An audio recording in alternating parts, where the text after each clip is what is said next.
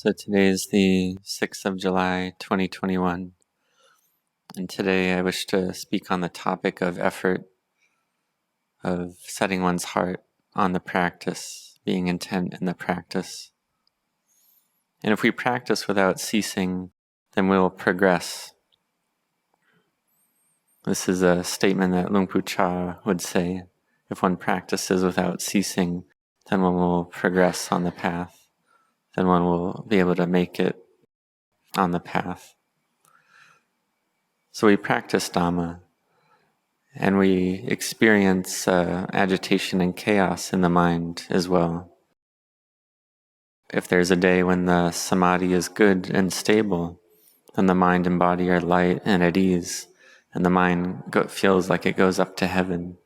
But then another day, the mind lacks mindfulness, the samadhi is no good at all, the wisdom isn't any good, it's just kilesa, defilement arising, and then it's like the mind falls into hell. So we see this in our own minds. This falling into hell and rising into heaven happens just like this. So we call this chaos and agitation. So we meditate and we can realize peacefulness in samadhi. But to make our minds peaceful, it's not easy. Even for those who have gone forth, for monastics, it's not easy for them either.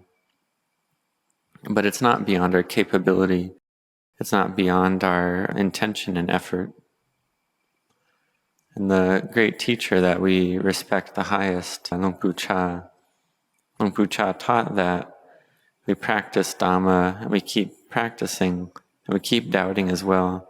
But someone doing this, they'll progress all the same. They'll progress on the path. They can make it on the path.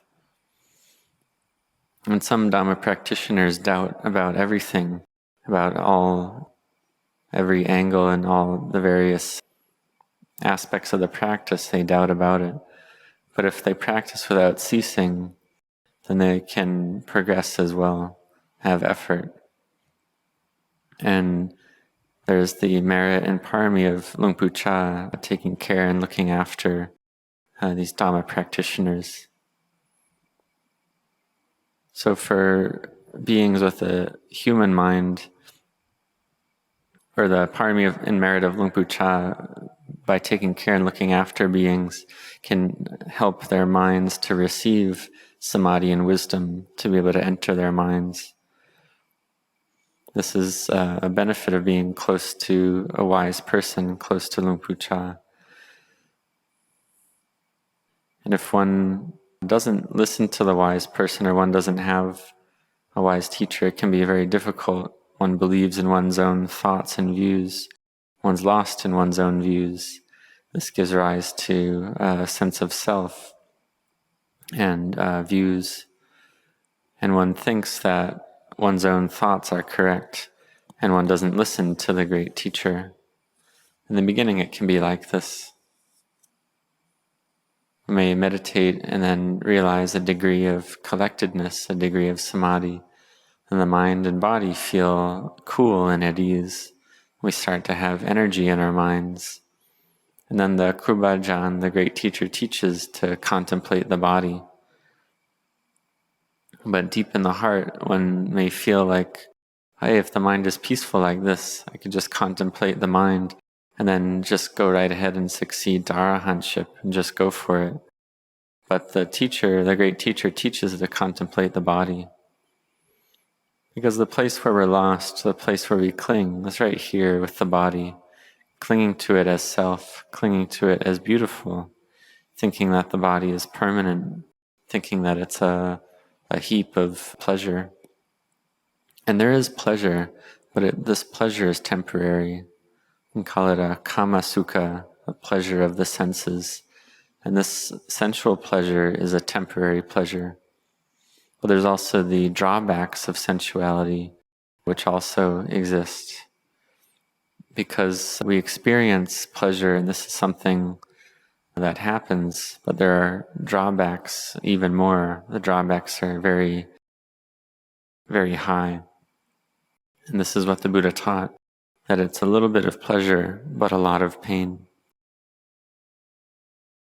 A little bit of happiness, but a lot of suffering. So the pleasure and happiness is just a little bit, but the suffering and torturous nature is a lot. So we can see that which we're attracted to, that which we like, are the six senses and their objects: the body, the eye, the ear, the nose, the tongue, and the mind. And so the mind clings to all these objects of the six senses. So therefore we use our meditation word and we practice meditation, bring our mind to peace, to contemplate the body. And Luang Pu Cha would try to pull his disciples in the right direction to contemplate the body, to not be lost in the body. And Luang Pu Cha's teaching was very short, very easy, very brief, very clear. So if we respect him, then we would follow it. And I did hold him in the highest respect, but the kilesas in the heart wanted to fight back a bit and to tell me, oh, just contemplate the mind and succeed right there. And this is because I had read in the scriptures that one with coarse wisdom will contemplate the mind, one with subtle wisdom will contemplate dhammas, to see everything as Dhamma, whether greed, aversion, delusion, the sense of self, me, mine, you, yours, them and theirs. See it all as Dhamma. There's no self there to be found. And even the sense of self for the kilesas of others, to see this all as Dhamma. There was one Kruba Ajahn Luang Pu Tongrat. There was one elderly woman who wouldn't give alms to the monks on alms round. But Luang Pu Tongrat wanted her to practice giving alms. So he would stand there and she would prepare the rice and eventually she would give alms. But he didn't eat the rice that she offered. He just wanted to teach her to practice generosity, to make merit, to be part of the group of practitioners. But habitually she wouldn't give alms to the monks on alms round. Even sometimes people would criticize Luang Pu Tongrat, and he bowed down to them. He bowed down to the Dhamma. He said that the Dhamma has arisen. So this mood of anger having arisen, or the mood of greed having arisen, or delusion having arisen, it's all Dhamma. He said that it's all Dhamma. And this is because his heart is Dhamma already. But if we don't have wisdom to this level, if we don't have firmly established collectedness in the mind, then to see things as Dhamma is difficult, because the sense of self arises first. We can ask, well, why is this? It's because the mind is stuck, clinging to form, materiality. It's lost in materiality. Sees the self in form, or the form is in self. Sees that form is beautiful. That form is a heap of permanence and pleasure. So we should contemplate this right here. Luang Pu Cha taught to contemplate this point. So take this and contemplate it. You don't have to look far. It's the same as a doctor treating an illness. The doctor will inspect the patient and then give this or that medicine. He would give a medicine or give an injection or look with an x-ray, because the doctor needs to analyze and study the condition first. So for ourselves, we should research and analyze, well, what is it that we like? What are we attracted to? Or how does this sukha vedana, this pleasurable feeling, arise? How does a painful feeling arise?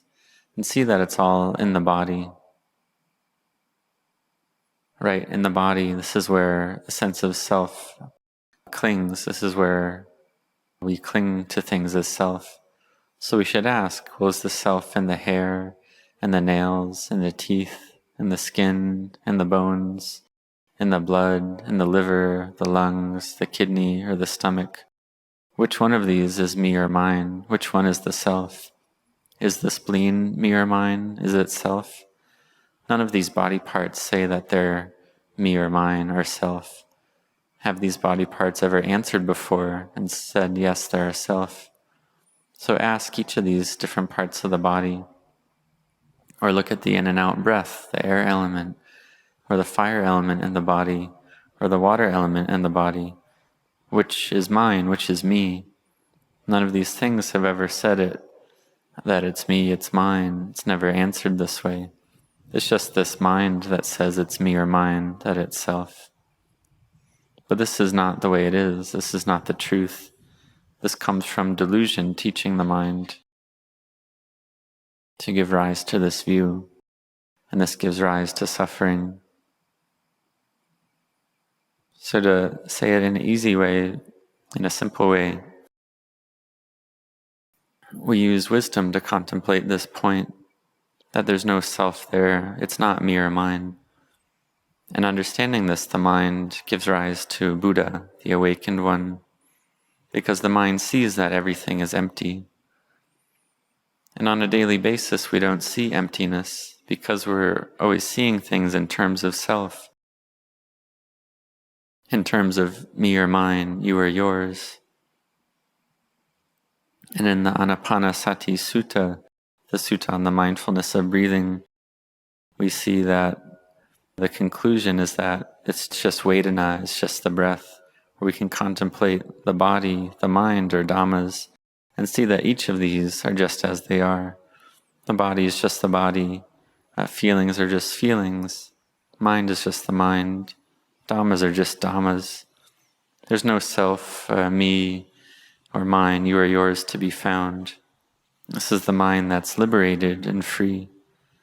Because every person in the world likes liberation, likes freedom, and likes equality, likes everything to be equal. So one may think, having been born, why is it that beings are not equal? Well, you can ask, well, do all beings have old age? Do they all have sickness? Do they all have death? So we see that all beings are the same in this way. All beings that have clinging and attachment all have suffering all the same. So we see that it is equal. And we all have this desire for freedom. So we need to bring our minds to peacefulness in order to understand this clearly. And we're living in a Buddhist country, a country with the Buddha Sasana. And Thailand has had great kings to look after and take care of the Buddha Sasana for a very long time now, since ancient times. And these kings have cared and protected and cherished the Buddha Sasana, the teachings of the Buddha, this great treasure of the Buddha's dispensation. And the kings have upheld, promoted, protected, and supported the Buddha's dispensation continuously all the time. And this has happened all the way up until the present day. We can see that the present king supports the Buddhist religion in all ways, in all aspects. He practices meditation, bringing his mind to collectedness. He listens to Dhamma. He listens to the suttas. He is interested in Dhamma to a high degree. So this is a merit of the people in Thai society. So for ourselves, we practice Dhamma, we practice meditation, we train our minds to be collected and unified, and we really make a sincere effort, put a lot of effort into our meditation. It's not that we just practice a little bit here and there, just practice temporarily and not continuously, but we practice evenly and continuously. We walk and sit in meditation. We do this in a continuous and connected way. We really persevere, give rise to the quality of virya, of effort. We persevere with this. We do this all the time in an ongoing way. We really persevere to make our practice continuous, connected, and to do it like this. And so if we practice this way, then how is it? Well, samadhi arises, wisdom arises, with virtue as a foundation. And this virtue, which is very important, this virtue is a very important starting point because it's the cause for samadhi to arise. then samadhi being established then gives rise to wisdom. So it's all linked and connected like this.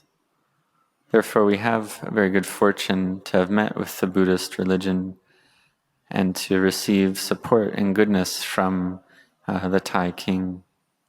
We can say that we're all connected in the great awakened shade of the Buddha Sasana that the king supports.